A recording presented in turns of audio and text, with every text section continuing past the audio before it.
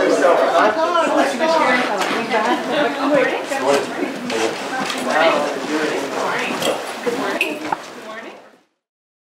hope you guys will all become champions with us in this work, because it's really important work and people deserve it.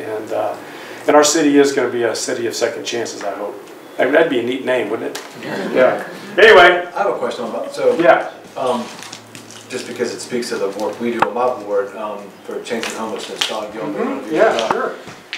So, jail, we always say, houses the most homeless people in the city, and also the most with, mental capacities and whatnot, have been reoffended 50, 100 times.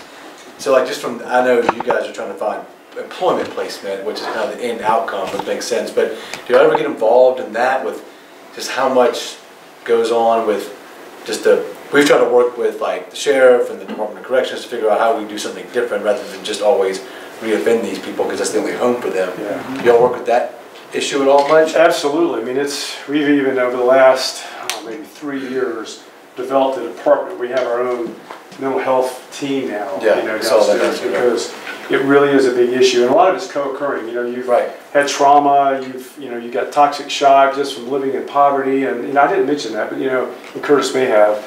I really believe that the centerpiece of all of this is poverty, because those who are going in the system are coming from the poorest neighborhoods, and then when they leave the system, they become even poorer, if you can even imagine that, and go back into the poorest communities because nobody will hire, and that whole part of it. And so the trauma that happens to a lot of these folks while they're going through and living in communities where there's violence and trauma going on is problematic, and so it is, and that's kind of one of the first things that we in our assessment tool try to really understand.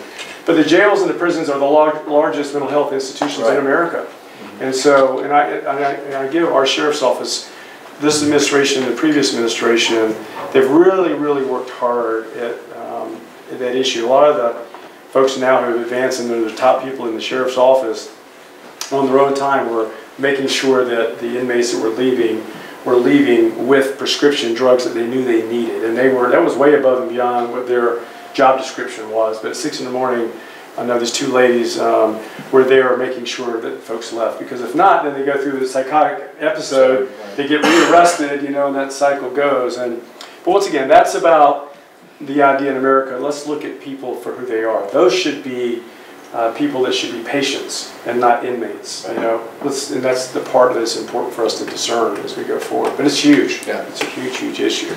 Yeah.